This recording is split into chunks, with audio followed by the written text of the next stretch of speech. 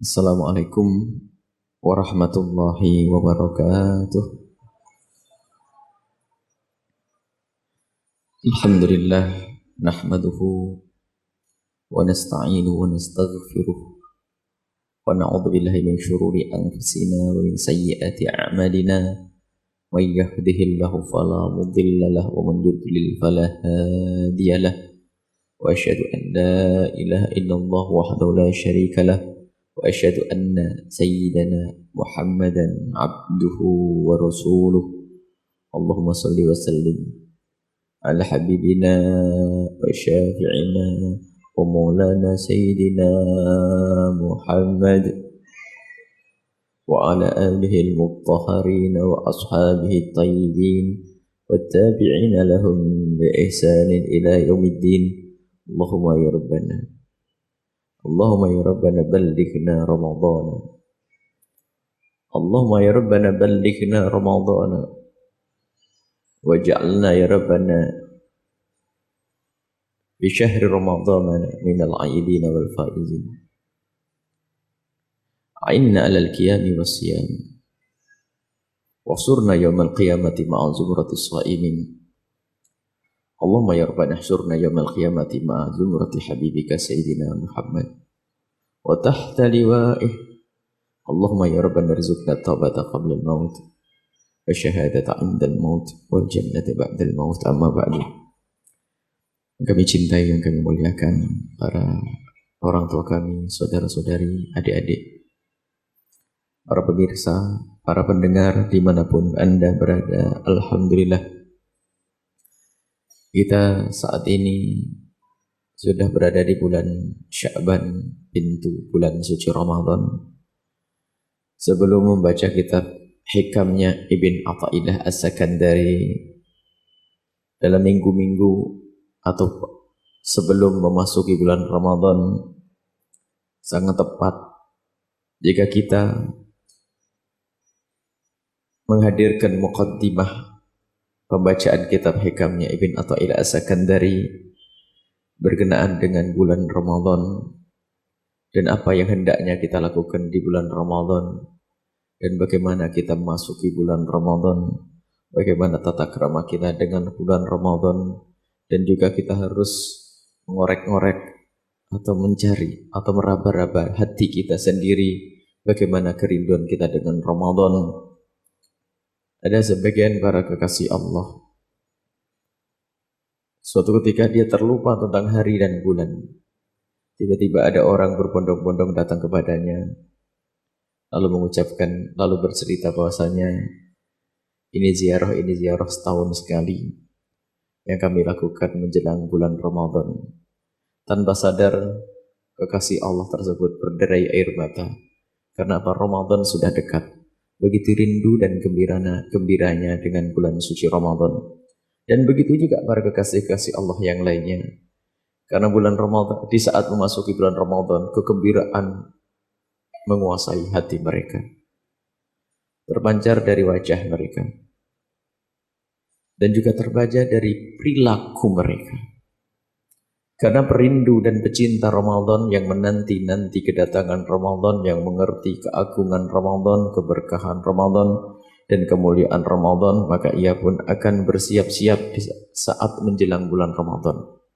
Karena ia tidak ingin menjadi hamba yang tertinggal di bulan Ramadan, tidak menjadi hamba yang tertolak di bulan Ramadan. Maka berangkat dari hati yang rindu dan cinta kepada bulan agung, bulan penuh berkah Ramadan, maka secara otomatis akan menjadikan perilaku dan gerak-geriknya adalah untuk persiapan di bulan suci Ramadan.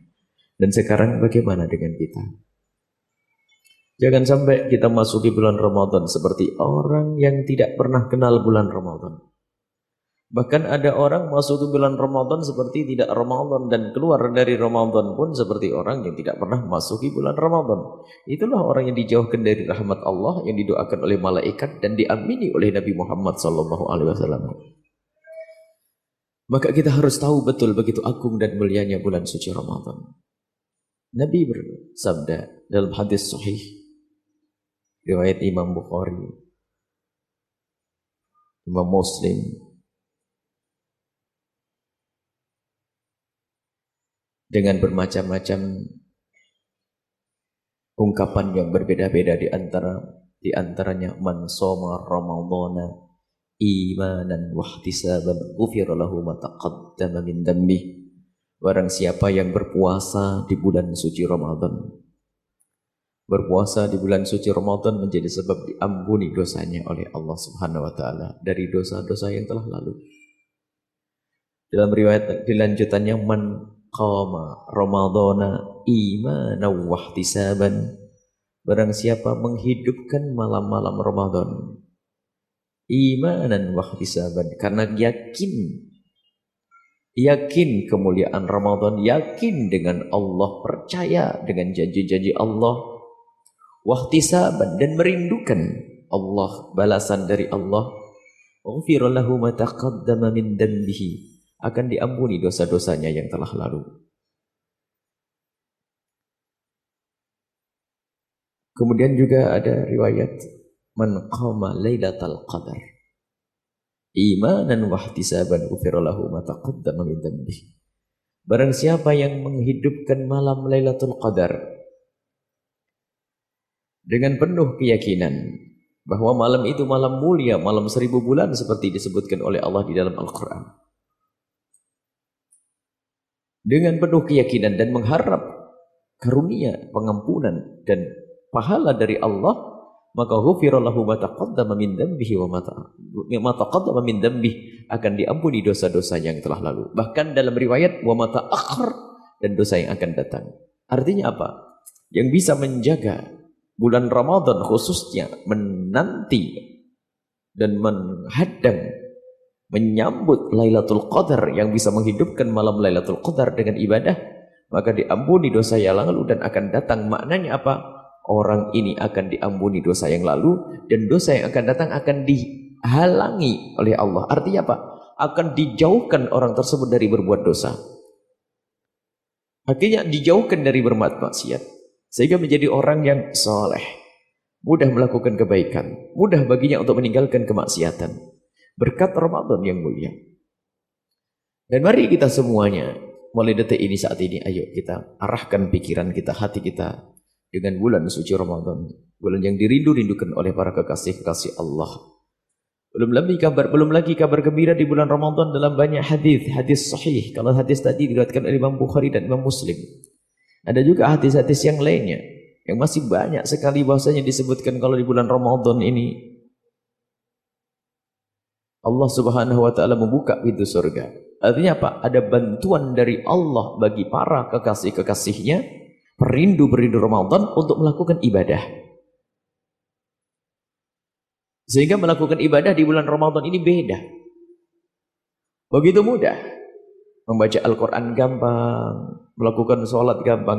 Ya seperti itulah. Maksudnya dibuka pintu surga ini, Allah memberikan bantuan sebanyak-banyaknya kepada hamba-hamba terpilihnya untuk menghidupkan malam-malam Ramadan dan hari-hari Ramadan untuk beribadah kepada Allah Subhanahu wa taala. Wa tughlaqu abwabul jahim, tidak akan ditutup pintu neraka. Artinya apa? Allah akan mempersulit maksiat bagi para orang-orang yang dipilih oleh Allah. Akan tapi nanti ada hamba yang terkutuk dan terkutuk dan terkutuk, didoakan oleh malaikat, diamin Nabi Muhammad waktu Nabi Muhammad naik mimbar, yaitu orang memasuki bulan Ramadan tidak pernah kenal kemuliaan Ramadan. Kemaksiatan yang dilakukan di bulan Ramadan pun dilakukan di dalam bulan Ramadan. Ia terkutuk, terjauhkan dari rahmat Allah, dan semakin terhinakan manusia tersebut. Di bulan agung, di bulan suci, di bulan mulia, ternyata dia masih bermaksiat karena dia tidak paham tentang Ramadan. Rugi. Dan na'udzubillah. Ia adalah orang yang dikatakan dijauhkan dari rahmat Allah, memasuki bulan Ramadan, keluar dari Ramadan, ternyata dosanya belum diampuni oleh Allah Subhanahu wa taala. Adapun tentang hadis-hadis keutamaan bulan Ramadan sangat banyak.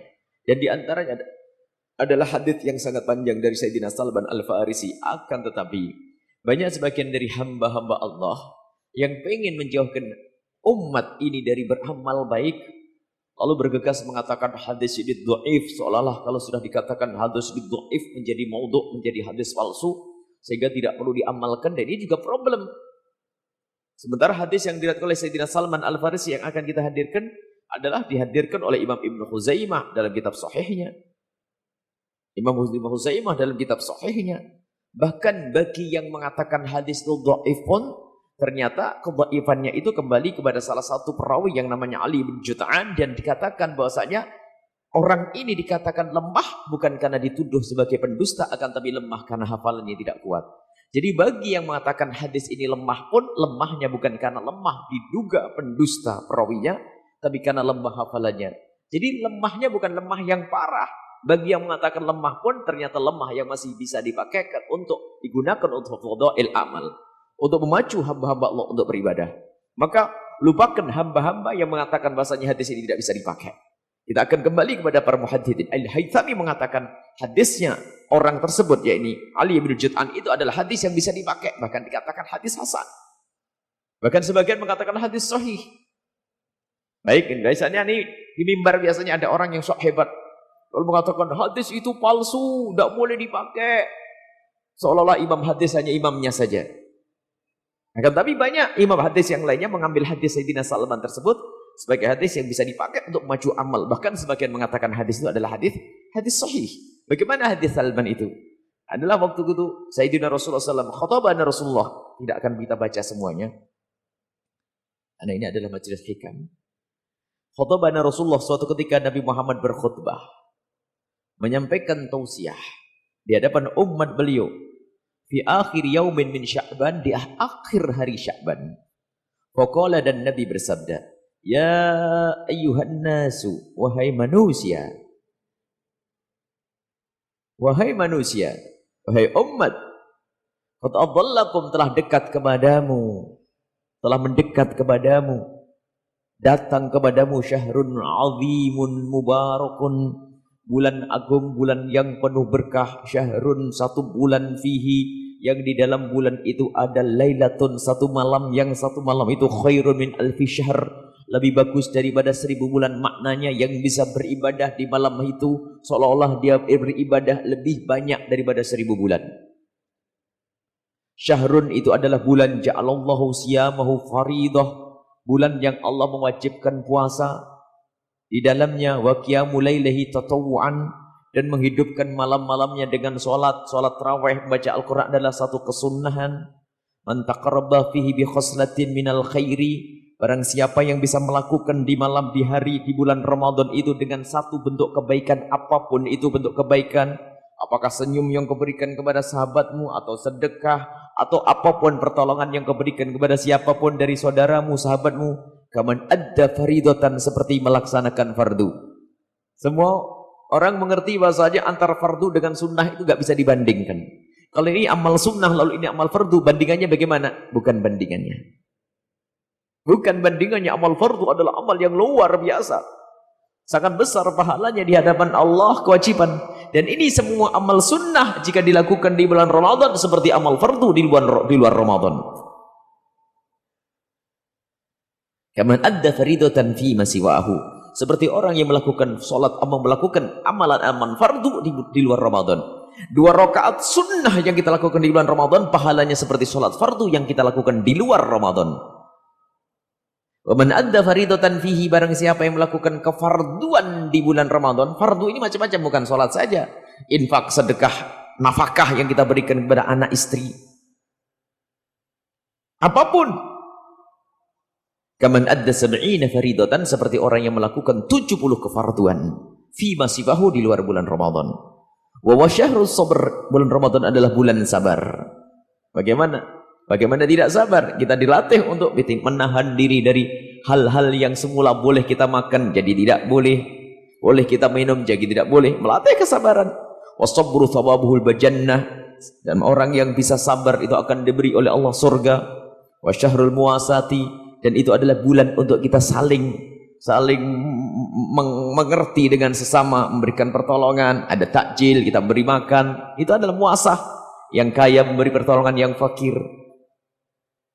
Wa syahrun yuzadu fihi rizqul mu'mini fihi, dan bulan rizkinya orang yang beriman akan ditambah di bulan itu. Man fattara fihi sha'iman, barang siapa yang memberikan buka satu orang berpuasa di bulan Ramadan itu, kana maghfiratan lidunubihi, akan menjadi sebab diampuni dosa-dosanya. Maka biasakan untuk memberikan buka kepada orang-orang yang ada di kiri kanan kita. Memberikan buka. Wa'id qaraqabatihi, dan menjadikan sebab dibebaskan punggungnya, maksudnya dibebaskan dirinya minan nari, dari api neraka. Sehingga budaya memberikan buka orang ini adalah budaya yang luar biasa. Wa kana lahu mithlu ajrihi. Wa kana lahu mithlu ajrihi, maka orang tersebut mendapatkan pahala seperti orang yang berpuasa. Maka dari itu dihimbau dan dianjurkan bagi siapapun yang diundang untuk berbuka, hendaknya ia bisa menghadiri. Untuk agar orang yang memberikan buka kepada kita mendapatkan pahala kita. Dan kita menolong orang tersebut untuk mendapatkan pahala. Min ghairi ayyanqusa min ajrihi syai'un, tanpa dikurangi sedikit pun dari pahala tersebut. Qalu ya Rasulullah, ada yang ngomong, ya Rasulullah, laisa kulluna yajidu ma yufattiru bihi sha'ima. Tidak semua dari kami itu punya makanan untuk diberikan kepada orang yang berpuasa. Tidak semua dari kami itu bisa memberikan buka kepada yang lainnya, ya Rasulullah. Faqala Rasulullah menjawab, yu'tillahu, Allah akan memberikan hadats thawaba, pahala ini, man fattara sha'iman, barang siapa, kepada siapapun yang memberikan buka kepada orang yang berpuasa, tamrotan, biarpun satu kurma yang diberikan, wa ala syarbati ma'in, atau satu seruput, seteguk air, aw madaqati labanin, atau seteguk susu. Ini wa syahrun, dan bulan Ramadan ini tentang keutamaan. Syarahnya panjang sekali ini para ulama mensyarahi. Wa syahrun, dan bulan Ramadan adalah satu bulan, awwaluhu rahmatun, permulaan di bulan Ramadan ini adalah Allah akan turunkan rahmat. Wa awsatuhu maghfiratun, pertengahannya adalah pengampunan. Wa akhiruhu idkum minan nari, dan yang akhir adalah pembebasan dari api neraka. Pertama kita mengambil rahmat Allah, yang kedua kita akan menjadi diampuni oleh Allah, yang ketiga dibebaskan dari api neraka. Man khaffafa an mamlukihi, ini insyaallah disyarahi panjang nih. Man khaffafa an mamlukihi, barang siapa yang meringankan pekerjaan budaknya, pekerjaan pembantunya, pekerjaan pegawainya, pekerjaan karyawannya, meringankan yang biasanya 6 jam jadi 5,5, menjadi 5 jam, diberi istirahat, diringankan. Man khaffafa ala mamlukihi, barang siapa meringankan kepada budak yang bekerja bersamanya, fihi, di bulan Ramadan, ghafarallahu lahu, Allah akan mengampuninya. Wa a'taqahu minan nari, dan Allah akan membebaskan dari api neraka. Ini harus punya ide cerdas kita. Seperti sedekah sebanyak-banyaknya. Orang yang kerja dengan kita tetap harus puasa, akan tapi tolong diringankan. Kalau biasa aja kena terik matahari 6 jam, karena bulan Ramadan 4 jam. Kita sedekah luar biasa 2 jam ini. Dan tidak akan mengurangi usaha kita sama sekali kalau kita paham makna ini. Wastakthiru fihi, dan ini perbanyaklah di bulan Ramadan ini, min arba'i khisalin, dari 4 hal. Hendaknya kita memperbanyak 4 hal. Khoslataini turduna biha rabbakum, 2 hal yang menjadikan Tuhanmu Allah itu ridha. Wa khoslataini, dan 2 hal la ghina lakum anha, yang engkau sangat membutuhkan. 2 hal menjadikan Allah ridha, 2 hal yang engkau sangat butuh kepadanya. Fa ammal khoslatani, adapun 2 hal tersebut, allatani turduna bihima rabbakum, yang menjadikan sebab Allah ridha kepadamu, apa itu? Wa syahadatu alla ilaha illallah, bersyahadat bahwa tidak ada Tuhan selain Allah. Wa tastaghfirunahu, dan engkau mohon ampun kepada Allah. 2 hal yang menjadikan Allah ridha, bersyahadat. Perbanyaklah syahadat di bulan Ramadan, dan berbanyaklah istighfar. Wa amal khoslatani, dan adapun 2 hal yang kamu sangat butuh untuk itu semuanya, apa? Fatas'alunallahal jannata, engkau minta kepada Allah surga. Kita butuh surga. Wa ta'udzuuna bihi minan nari, dan engkau minta dijauhkan dari api neraka. Dan 4 hal ini sudah biasa kita baca di bulan Ramadan. Yang pertama syahadat, kedua istighfar, yang ketiga apa? Minta surga, yang keempat adalah dijauhkan neraka. Sehingga menjadi doa yang selalu ini kita baca menjelang buka atau kapan saja. Asyhadu an la ilaha illallah, nastaghfirullah, nas'alukal jannata wa na'udzubika minan nar, kan? Asyhadu an la ilaha illallah, nastaghfirullah, nas'alukal jannata wa na'udzubika minan nar. Ini kita baca nanti bulan Ramadan. Itu semua ada hujahnya, ada tuntunannya dari Nabi sallallahu alaihi wasallam. Wa man saqa sha'iman saqahullahu min haudi syarbatan la yatba'u hatta yadkhulal jannata. Barang siapa yang memberikan minum orang yang berpuasa di bulan Ramadan, orang yang berbuka puasa, kita memberikan minum kepadanya, maka orang tersebut akan meminum dari telagaku, telaga Nabi sallallahu alaihi wasallam, dan barang siapa pun meminum dari telaga Nabi tidak akan haus sampai masuk surga Allah Subhanahu wa taala. Insyaallah pertemuan yang akan datang akan kita syarahi sedikit demi sedikit tentang hadis ini yang luar biasa. Hanya mumpung masih ingat, ada orang sering salah paham. Di saat membaca hadis ini ada satu hadis tadi, barang siapa melakukan fardu di bulan Ramadan seperti 70 kali. Maksudnya apa? Kefarduan yang ada di bulan Ramadan, seperti sholat di bulan Ramadan, bukan zakat. Nah, ini yang salah orang ini, makanya langsung kita tegur di sini. Ada orang zakatnya di bulan Ramadan, zakat mal, zakat harta, bukan zakat fitrah. Zakat harta di bulan Ramadan enggak, bukan begitu caranya. Zakat hartamu sesuai dengan aturanmu sendiri. Kalau zakat harus dikeluarkan di bulan Sya'ban, keluarkan di bulan Sya'ban, tidak usah ditunda sampai bulan Ramadan gara-gara hadis ini. Itu salah paham. Sebab ada orang bulan Rajab nanti, tadi kemarin seharusnya keluarkan zakat. Berapa zakatnya? 50 juta harus bagi-bagi. Cuman gara-gara baca hadis salah paham, nggak pakai guru. Jadi 50 juta kalau saya keluarkan di bulan Ramadan nanti akan dilipat gandakan menjadi 70. Itu salah paham. Jadi yang di bulan Ramadan itu adalah fardu-fardu yang ada di bulan Ramadan. Salat fardu akan dilipat gandakan oleh Allah. Adapun kewajiban zakat sesuai dengan aturan kita. Kapan kita harus mengeluarkan zakat mal, zakat harta? Ya sesuai dengan aturannya. Kalau bulan Ramadan ya Ramadan, sebelum Ramadan, sebelum, setelah. Cuman orang itu heboh mengeluarkan zakat di bulan Ramadan, tidak tahu itu. Kalau zakat sebelum Ramadan diundur kalau Ramadan itu maksiat, menunda haknya orang fakir. Ini harus dipahamin. Tapi saya pengen mengeluarkan zakat di bulan Ramadan karena banyak yang butuh. Boleh, tapi jangan diundur. Zakat tahun depan kok ajukan kayak ngutangi orang fakir, itu baru benar. Misalnya zakat kita nanti bulan Maulid nanti bulan Maulid nanti. Bulan Maulid masih jauh. Sudahlah saya ajukan. Makanya taqdimus zakat qabla waqti, mendahulukan zakat sebelum datang waktunya, itu boleh. Dicatat nanti, hitung-hitungannya akhir nanti. Kalau lebih jadi sedekah sebagiannya, kalau kurang tinggal nambahi saja. Bukan zakat yang sebelum Ramadan diundur di bulan Ramadan, ini yang sering salah. Maksiat itu karena menunda haknya orang fakir. Orang fakir ditunda sampai Ramadan. Jadi kalau bulan kemarin ya bulan kemarin, ini loh yang sering salah ini. Makanya kita tegurkan di sini, kita ingatkan di sini. Bukan zakat langsung dikumpulin di bulan Ramadan. Zakat fitrah iya, bulan Ramadan menjelang hari raya dan hari rayanya. Akan tapi itu zakat mal, zakat harta, zakat pertanianmu, zakat tokomu, zakat emasmu, zakat duitmu yang berjuta-juta itu, ratusan juta miliaran, zakat itu Anda keluarkan sesuai dengan perputaran. Kalau 1 tahun ya perputaran 1 tahunnya kapan? Ya waktu itu kita keluarkan. Dan dipercepat pengeluarannya karena orang fakir sangat membutuhkan. Jangan ditunda lagi sampai bulan Ramadan, mundur Ramadan. Kalau Ramadan sedekah sunnah, pengen sedekah yang pengen dilipat gandakan pahala oleh Allah, pengen ngasih makan, sedekah sunnah bukan dari zakat. Kalau zakat sesuai dengan aturannya, kecuali memang zakat kita adalah di bulan Ramadan, keluarkan di bulan Ramadan, nggak ada namanya. Memang begitu caranya. Tapi yang salah adalah di luar Ramadan, sebelum Ramadan, zakat sebelum Ramadan diundur. Kenapa? Aku ingin berzakat di bulan Ramadan biar dilipat gandakan oleh. Oh tidak dilipat gandakan kalau itu. Nah, ini harus difahamkan supaya orang tidak salah.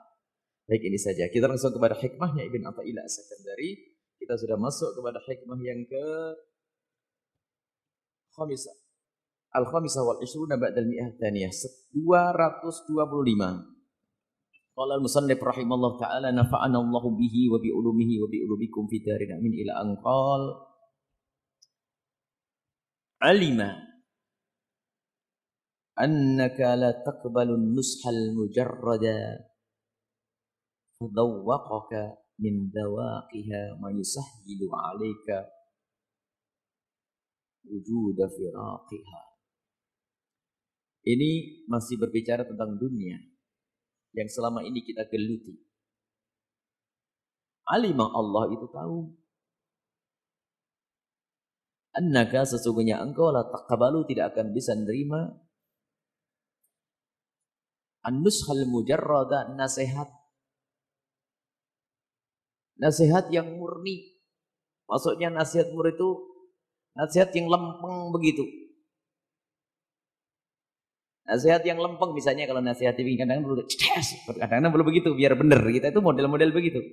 Nasihat lempeng itu, nah kamu begini. Nasihat nushal mujarrad itu ya nasihat yang lempeng, murni, lurus, nggak pakai cambuk, nggak pakai apa-apa. Itu mujarrad. Allah tahu kamu tuh nggak bisa kalau dinasehati dengan nasihat-nasihat yang polos begitu tuh tahu. Kamu tidak bisa menerima. Fadzawaqaka min madzaki min dawaqiha. Maka dari itu Allah merasakan kepada kalian cambuknya di dunia. Maka dikasih sakit. Kasih ini.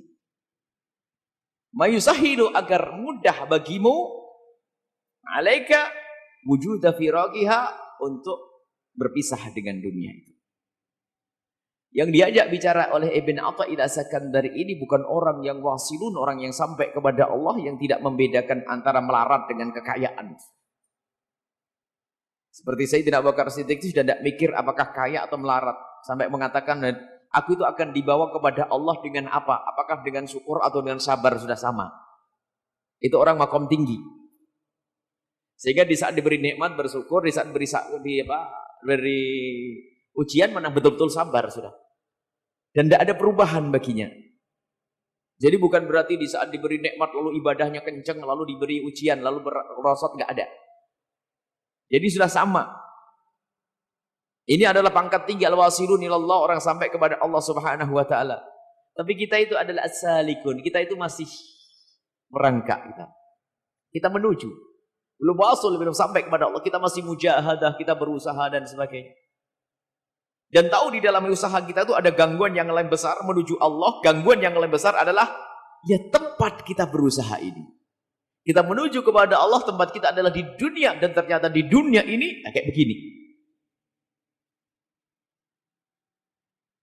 Lah kalau dinasehati dengan kalimat saja, awas dunia, jangan kau ilamu annamal hayatud dunya laibu wa lahwun. Al-Quran.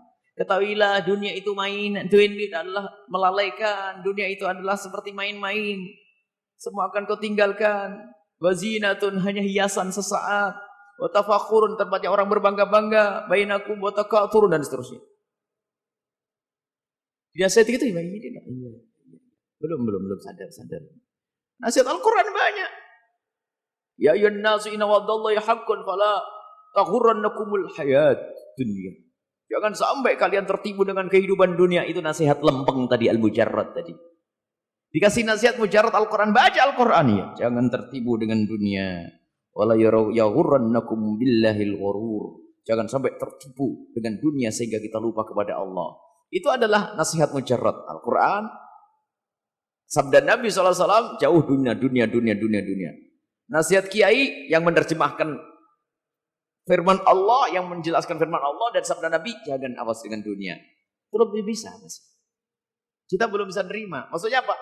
Hati kita itu masih saja dengan dunia itu gulet. Masih lekat, rengket dengan dunia. Makanya Allah yang Maha Kasih tahu model kita model seperti itu. Maka Allah beri di dunia itu ada yang gak enaknya. Agar kita bertafakur, mikir. Sehingga ada penyakit. Ada sakit, ada macam-macam, ada susah, ada ini. Biar tahu ya itulah dunia. Sehingga setelah itu mata hati kita akan terbuka. Loh dunia begitu. Seenak-enaknya pun sakit. Sudah dibahas pertemuan yang lalu ya. Yang katanya keker, gagah perkasa pun ternyata merayap. Semakin lemah, dan terus. Agar berpikir ya itu loh kamu. Sehingga apa? Dengan kesadaran bahwasanya dunia seperti itu. Maka hatinya tidak terikat dengan dunia. Sehingga baginya dunia adalah ringan untuk ditinggalkannya. Untuk menuju Allah Subhanahu wa ta'ala. Sehingga dunia tidak ada di hatinya.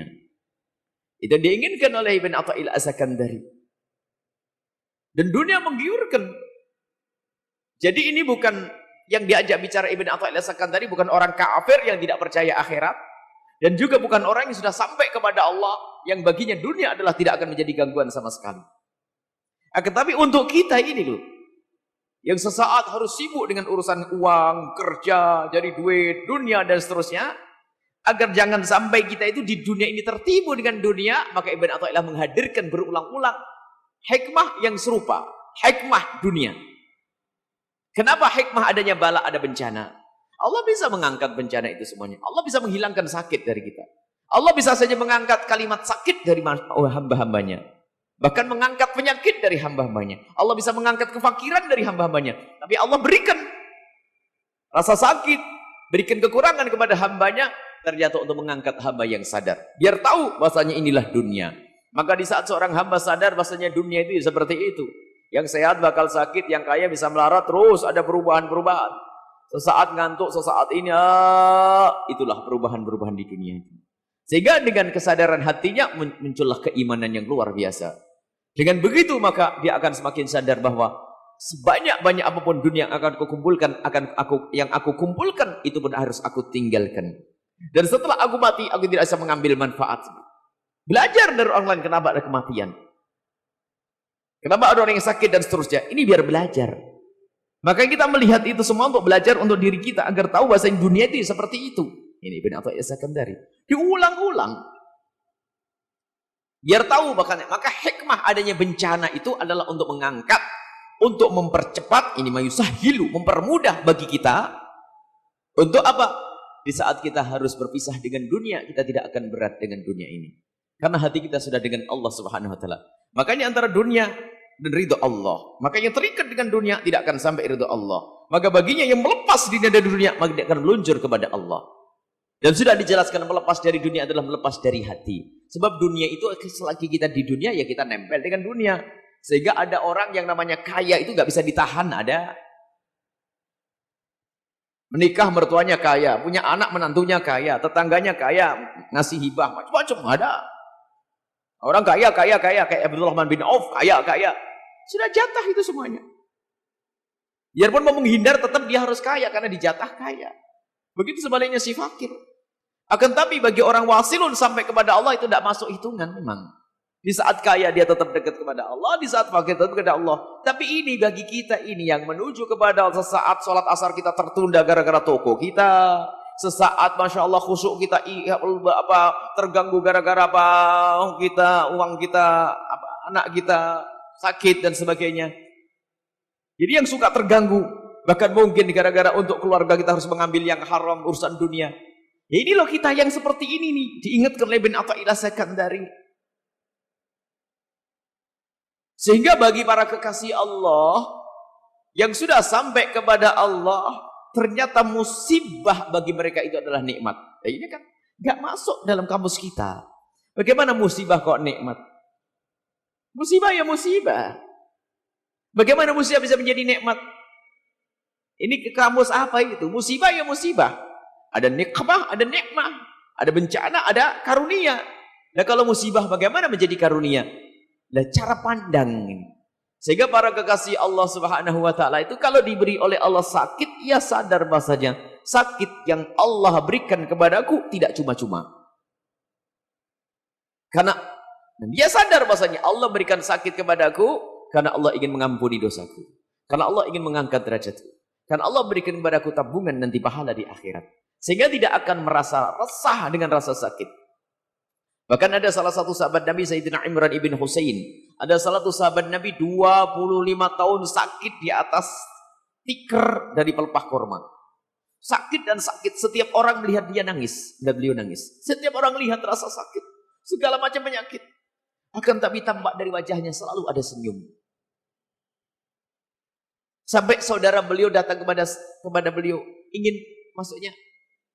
Ya merasa ikut susah. Maksudnya melihat abangnya sakit susah. Ternyata beliau dengan tersenyum, saya tidak mana tersenyum. Kenapa aku susah? Aku sangat senang. Apa yang Allah senang, apa yang Allah mau dan Allah pilih untukku, itu yang aku senang. Jadi rupanya diberi oleh Allah rasa sakit, mereka itu senang. Karena apa? Ini yang Allah pilihkan kepadaku. Jadi makom tinggi, bahkan sebagian para kekasih Allah jika tidak diberi oleh Allah sakit seminggu menangis. Kenapa? Takut diuji oleh Allah dengan kesehatan lalu tidak diampuni dosanya. Ini adalah makom berat. Semoga Allah berikan kepada kita kesehatan dan diampuni oleh Allah. Ini kita bicara tentang makom. Makom. Tapi tidak boleh kita mencari penyakit, haram. Kenapa? Saya mau bersakit-sakit biar diangkat derajat saya oleh Allah. Apa? Jalan nggak pakai sepatu, nggak pakai sandal, lewat duri-duri. Kemudian kalau jalan di jalan saya di tengah biar keserempet mobil, enggak begitu. Artinya di saat Allah memberikan kepada seorang hamba musibah, dan saat itu dia langsung ingat Allah. Sehingga tidak ada keluh sama sekali. Yang ada adalah senyum. Yang ada adalah pasrah. Yang ada nerima kepada Allah karena yakin bahwasanya apa yang Allah berikan kepadanya itu karena cinta Allah. Innallah idza habba 'abdan ibtalah. Allah kalau mencintai seorang hamba itu diuji. Sehingga ada hamba yang diuji oleh Allah. Sehingga sebetulnya memang tangga menuju kemuliaan itu memang ada dua. Dan tangga manapun itu nggak penting kalau sudah orang nyampe. Yang penting sudah di atas, kan begitu. Tangga kanan atau tangga kiri. Pokoknya sudah di atas, selesai. Tangga yang pertama adalah sabar, yang tangga kedua adalah syukur. Di saat diberi Allah karunia, lalu dia bersyukur kepada Allah, tangga menuju Allah Subhanahu wa Ta'ala. Tapi tidak semua orang kan seperti ini. Makanya ada tangga, jadi semuanya punya tangga menuju kebaikan, menuju kemuliaan. Tinggal tangga kita apa hari ini? Hei yang punya duit, tanggamu syukur. Ingin sampai kepada Allah. Yang sehari makan, sehari setengah, dan Allah beri tangga kepadamu untuk sampai kepada Allah dengan sabar. Nabi pernah bersabda, "Ajibtu min amri ummati anna kullahu khair." Aku terheran memang dengan urusan umatku.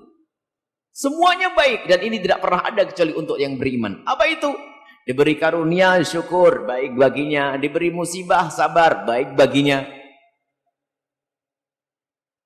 Memang di saat kita berada di makom salik ini, belum makom wasil. Wasil itu sampai kepada Allah, sudah tidak mikir.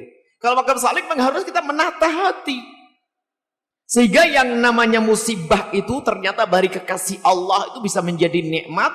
Tapi bagi salik itu ternyata bisa tidak sadar. Yang namanya nikmat menjadi musibah dan dia tidak sadar. Yang namanya nikmat menjadi ujian, tidak sadar. Istri, anak, harta. Itu kadang bagi salik yang tidak sadar, kepleset. Sehingga dengan kekayaannya, dia diuji oleh Allah. Ujian yang paling berat itu kan ujian kenikmatan. Bukan ujian dengan bencana. Kalau bencana orang cepat mengatakan Allah, Allah, Allah. Datang ke kiai, ustadz dan sebagainya. Tapi giliran banyak duit, lupa masjid, lupa ustadz, lupa kiai, lupa Allah. Ini lebih banyak. Sehingga ujian yang paling berat ternyata adalah di saat diuji dengan kenikmatan. Semua ujian. Maka dari itu Ibn Athaillah menghadirkan ini. Hei orang yang sering tertipu dengan kenikmatan yang melimpah. Dengan kesehatan, dengan dunia ini, maka diingatkan oleh Ibn Athaillah As-Sikandari. Jika engkau tidak merasakan bencana untukmu, kau lihat bencana ada dirasakan oleh orang lain yang bisa kau rasakan suatu ketika. Agar sadar itulah dunia. Sehingga memang orang setelah itu akan menengok dirinya sendiri. Saya itu di makom mana ini? Makom syukur atau makom sabar? Makom syukur atau makom sabar? Semuanya harus tahu. Karena kita masih dalam salik menuju Allah Subhanahu wa Ta'ala.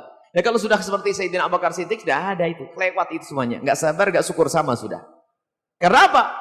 Beliau adalah orang yang cukup kaya. Ternyata waktu mau perang Tabuk itu Nabi Muhammad menyuruh siapa yang mau berbuat baik dalam peperangan, Sayyidina Abu Bakar, aku akan serahkan semuanya. Apa? Ini hartaku. Untukmu mana? Untukku adalah Allah dan Rasulnya ya Rasulullah. Jadi dari kaya langsung habis semuanya, nggak ada berubah. Apakah setelah hartanya habis lalu Sayyidina Abu Bakar berubah? Lalu menjadi jauh dari Nabi, lalu ngumpet, nangis? Tidak. Sebelumnya kaya beliau. Di saat Nabi butuh di perang Tabuk, dihabiskan hartanya untuk Rasulullah. Sehingga kaya dan melarat tidak akan merubah keadaan Sayyidina Abu Bakar As-Siddiq radhiyallahu anhu. Nah begitu juga keadaan seorang hamba itu. Kalau sudah stabil, itu makom wasil, gak akan pengaruh baginya itu di saat difakirkan oleh Allah atau dikayakan oleh Allah Subhanahu wa Ta'ala. Tapi salik ini yang tidak hati-hati kadang menjadi bencana baginya di saat diuji oleh Allah. Tidak sabar, ngeluh, tak setiap hari. Kenapa kok lagi isi penyakit ini? Dosa apa kok sampai aku kena penyakit ini? Kayak orang nggak punya dosa aja. Dan di saat diberi oleh karunia, apakah itu anak, harta, dan sebagainya, lupa. Makanya diingatkan Ibn Atha'illah Sakandari ini loh. Makanya yang lupa lalai dengan dunianya, maka susah meninggalkan dunianya. Makanya nempel terus dunianya, maka tidak akan sampai kepada Allah. Ingat, duniamu akan kau tinggalkan. Sebanyak apapun yang kau kumpulkan, kalau kau tidak meninggalkannya, maka ia akan meninggalkanmu. Nggak ada pilihan lain setelah itu. Itu dunia. Maka dari itu bagaimana? Setelah itu ada kesadaran lagi. Bagaimana dunia ini akan bisa menghantarkan kita. Kayak tadi. Semua itu akan dijadikan tangga menuju kepada Allah. Kesabaran menuju Allah. Syukur tuh apa? Sabar itu bagaimana? Makna sabar itu apa? Sabar itu langsung di saat diberi oleh Allah karunia, maka di saat diberi oleh Allah musibah, maka dia tidak melihat musibah sebagai musibah. Dia langsung ingat Allah. Yang memberi adalah Allah. Yang memberi adalah Allah. Dan aku ngerti di saat hamba diberi oleh Allah musibah seperti ini, tanda Allah cinta, Allah akan angkat, Allah akan ampuni, Allah akan berikan pahala. Dia sadar. Sehingga muncullah para kekasih Allah, di saat diberi musibah mereka bersyukur. Sehingga dalam bahasa ucapan selamat kepada sesama mereka, kita sering mendengar tuhur, tuhur, tuhur. Kalau orang-orang soleh itu, tuhur mana? Disucikan oleh Allah. Disucikan oleh Allah. Kalau ketemu orang sakit, disucikan oleh Allah. Kau dibersihkan oleh Allah. Diangkat Allah. Alhamdulillah. Alhamdulillah. Nah gitu. Orang sakit, Alhamdulillah gimana? Itulah makom. Dan kita sekarang bagaimana? Seperti apa kita ini? Urusan kita dengan penyakit. Urusan kita dengan nikmat. Begitu juga namanya syukur. Syukur itu kayak apa? Kalau sabar, ada orang yang wasil sampai kepada Allah itu. Bagaimana mereka itu kok yang namanya dunia itu kok tidak mempengaruhi dia. Di saat melarat pun tetap begitu, di saat kaya tetap seperti itu. Nah ini hebat benar. Karena apa? Urusannya tidak dengan dunia. Urusannya dengan dirinya sebagai seorang hamba dan Allah sebagai sang khalik. Sehingga karena dia saking cintanya kepada Allah, sudah tidak peduli. Sehingga yang dipandang adalah Allah.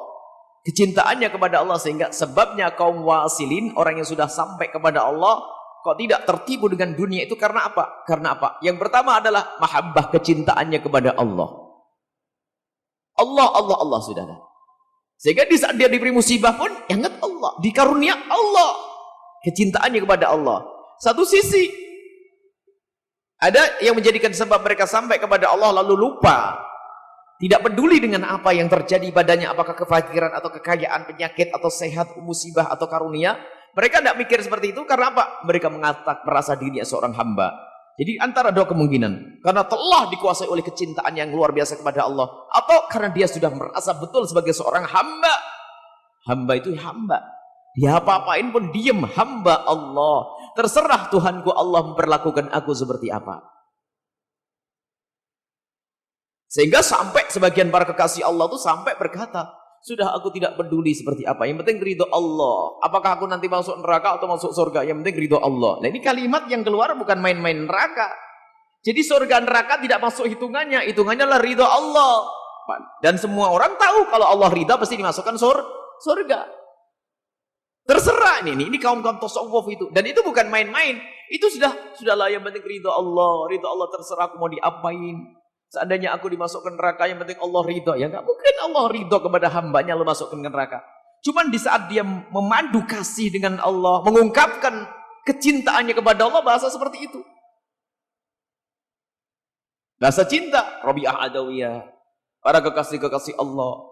Sehingga yang belum paham istilah tasawuf itu, mereka merendahkan Rabi'ah Adawiyah. Mereka merendahkan para imam-imam besar dalam ilmu tasawuf, Abu Yazid Al-Bustami, karena mereka belum paham. Baik, kembali ke makom kita. Kita belum makom wasilin, kita makom mujahidin, kita makom salikin, kita makom muridin, kita makom orang yang mesti melangkah.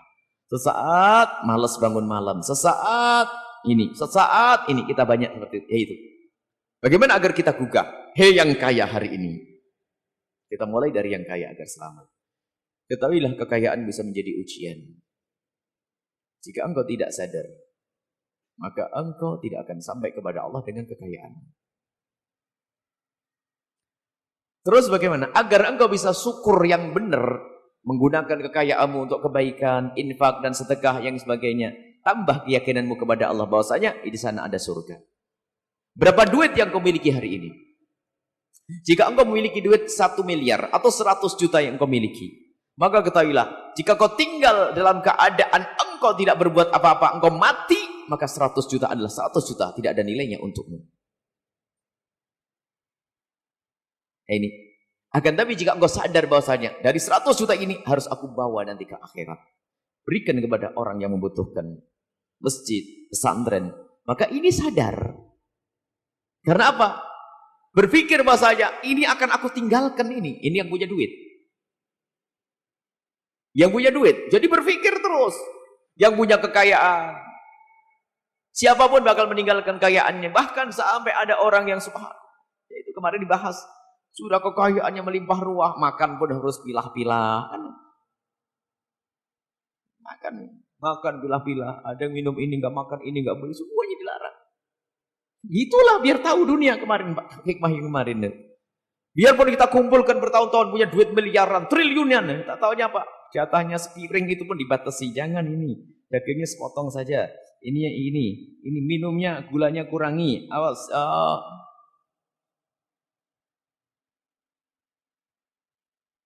Nah ini, kalau dia berpikir merenung akan cepat sadar. Itulah dunia. Itulah dunia. Saat aku kumpulkan sebanyak-banyak pun, belum mati pun aku tidak bisa menikmati semuanya. Belum mati, aku tidak bisa menikmati semuanya. Subhanallah. Begitu juga nanti, ini yang kaya. Yang fakir, yang diberi oleh Allah ujian musibah, tahu ini dunia. Dia punya keimanan, saat sakit-sakitnya di sini tidak akan lama ini. Saya paling fakir di sini. Tidak lama, 60 tahun, 70 tahun, beres saja. Maka dari itu aku tidak boleh fakir nanti di akhirat. Berzikir kepada Allah, ingat Allah dan seterusnya. Karena dia tahu saat sakit-sakitnya diriku di sini tidak akan selamanya. Yang dikisahkan Imran ibn Husain tadi yang katanya 25 tahun sakit ternyata sudah selesai kan? 1400 tahun yang lalu sudah selesai penyakitnya. Kalau dibanding dengan kenikmatan yang dirasakan hari ini berapa? 1400 tahun di alam barzah mendapatkan kenikmatan karena sabarnya. Sakitnya berapa? Cuma 25 tahun. Yang merasakan sakit hari ini paling lama anggap saja 40 tahun. Hanya 40 tahun. Beberapa tahun kemudian akan jadi kisah saja. Selesai. Karena sabar 40 tahun dengan penyakitnya, maka setelah itu dia akan mendapatkan kenikmatan di alam barzah. Ini keyakinan kita bangun. Untuk mendapatkan kemuliaan nanti di hadapan Allah Subhanahu wa taala. Lah, membangun keyakinan di sana, tentunya kita harus punya keyakinan tentang apa yang ada di sini. Apa keyakinan di sana dan di sini? Di sana di akhirat abadi. Di sini adalah sementara dan bakal berakhir semuanya. Sehingga ini terus dibangun. Ibn Athaillah mulai kemarin diulang-ulang. Karena apa? Banyak orang lalai di sini. Membaca Al-Quran kan belum tentu sadar. Sehingga perlu diulang-ulang.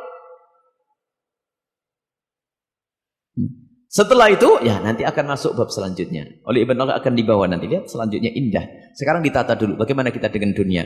Jadi insya Allah selamat semua yang ada di sini. Amin. Yang kaya selamat. Yang diberi oleh Allah sakit selamat. Karena dia paham. Semoga diberi kesembuhan. Yang diberi kekurangan selamat. Semoga dicukupi oleh Allah. Akan tapi ingat catatannya. Dunia adalah kita anggap sebagai dunia. Dan ini bukan tempat kita. Dan tidak selamanya di sini. Maka bergegaslah kita untuk mempersiapkan nanti setelah kehidupan di dunia ini. Kemudian hidup kita tidak ada yang tahu. So, kita tidak bisa mengatur kapan harus mati, kapan harus hidup. Subhanallah. Tiba-tiba meninggal gitu saja. Allah. Semoga Allah manjangkan umur kita dalam ketaatan serta sehat walafiat. Baik, ini saja insya Allah. Semoga Allah senantiasa memberikan kita kesadaran bahwasanya dunia itu adalah sementara, dunia itu akan hancur, dunia itu adalah tempat ujian, dan semoga Allah membimbing kita agar kita lulus ujian di dunia sehingga kita menjadi orang yang selamat di alam barzah, selamat nanti di surga bersama Nabi Muhammad sallallahu alaihi wasallam. Kullu nafsin dha'iqatul maut. Semuanya akan menemui kematian, dan itu batas. Dunia semegah apapun di hari itu menjadi gelap bagi kita, tidak ada artinya. Kecuali yang sudah kita kirimkan sebelum kita mati, kita siapkan nanti di akhirat. Maka bersiap-siaplah untuk hidup setelah dunia ini. Wallahu a'lam bishawab. Jazakumullah khairan jaza. Syukran kasiran kami haturkan atas guru kita semua, Buya Yahya, atas banyak-banyaknya. Semoga apa yang disampaikan oleh beliau menjadikan kita termasuk orang-orang yang beruntung di bulan Ramadan dan menjadikan dunia kita itu di tangan kita, bukan di hati kita, sehingga kita mendapatkan keselamatan di dunia dan di akhirat. Amin ya rabbal alamin. Para hadirin hadirat rahimakumullah, selanjutnya kita masuki bagian tanya jawab. Kepada para hadirin dan hadirin yang bertanya, kami persilakan satu penanya dari jemaah bapak-bapak dan satu penanya dari jemaah ibu-ibu dengan satu orang satu pertanyaan. Kami persilakan. Assalamualaikum warahmatullahi wabarakatuh. Waalaikumsalam warahmatullahi wabarakatuh. Buya Yahya yang saya cintai, saya ingin bertanya. Tadi telah dibacakan hadis yang berbunyi man shoma ramadhana imanan wa ihtisaban ghufira lahu ma taqaddama min dzambi. Barang siapa yang berpuasa di bulan Ramadan maka dosanya akan diampura. Yang saya ingin tanyakan adalah, apa semua dosa-dosa manusia itu akan dihapus, baik yang hubungan dengan Allah atau dengan manusia? Apa cuma sekedar hubungan dengan Allah saja yang dihapus, yang hubungan dengan manusia itu tidak dihapus? Terima kasih. Wassalamualaikum warahmatullahi wabarakatuh. Assalamualaikum warahmatullahi wabarakatuh. Selanjutnya kepada jamaah ibu-ibu.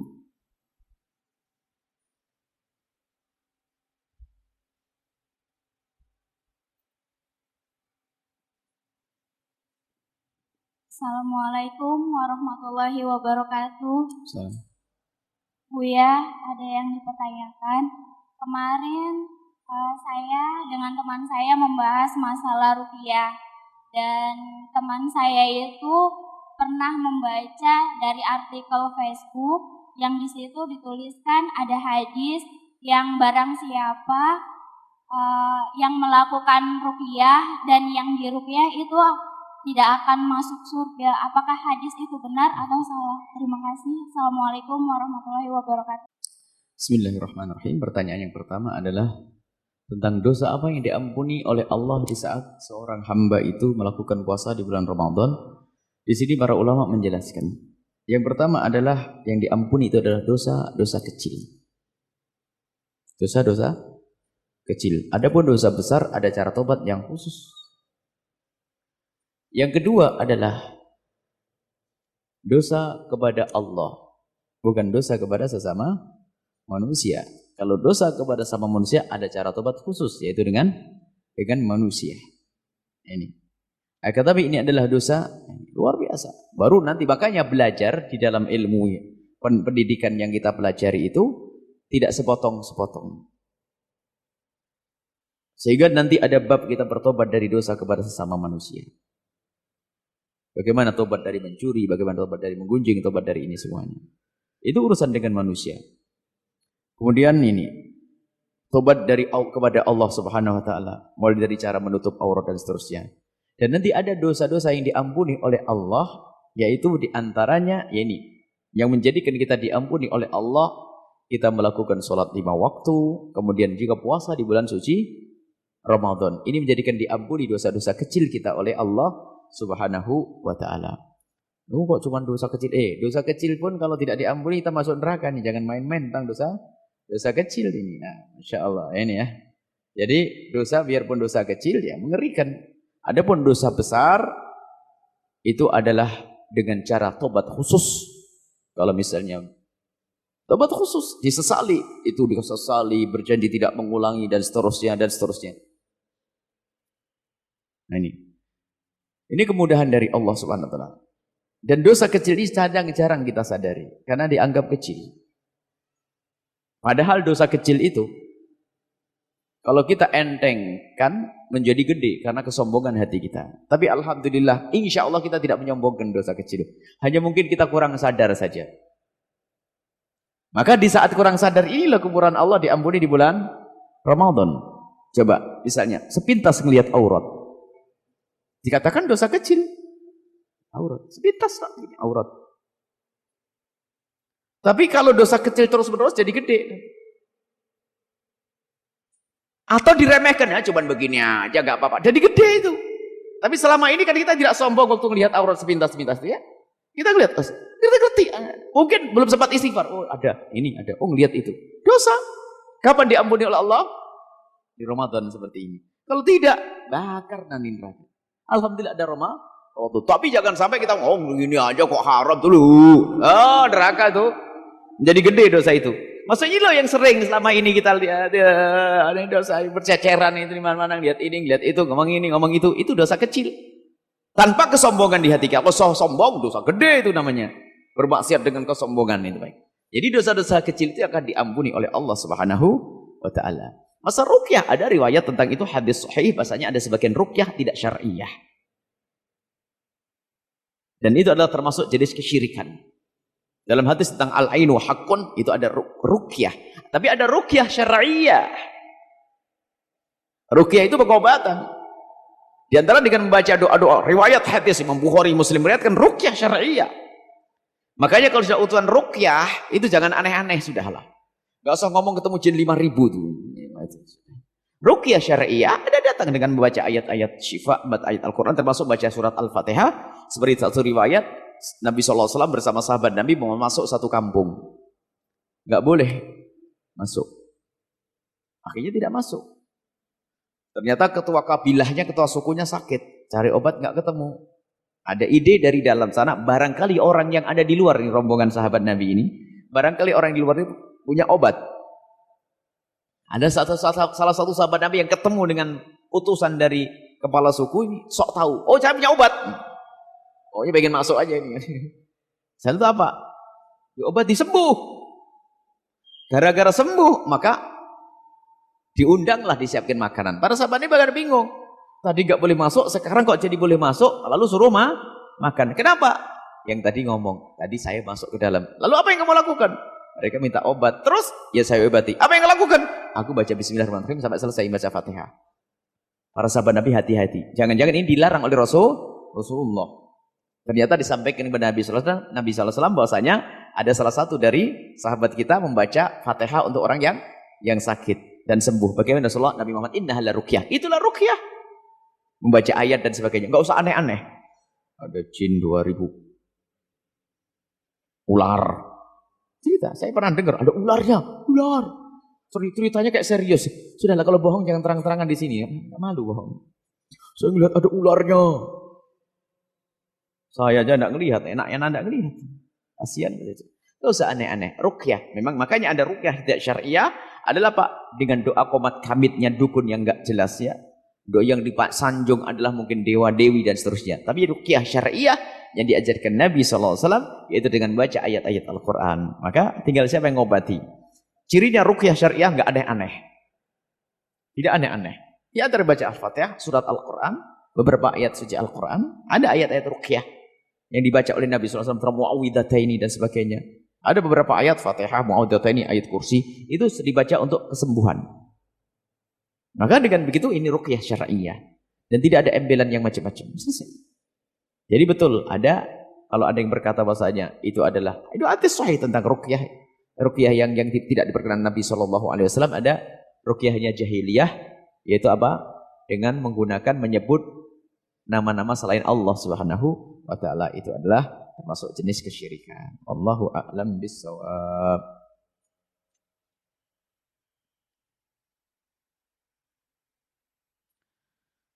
Hamba Allah ingin solusi terbaik anak perempuan, anak sulung. Jika bapak sendiri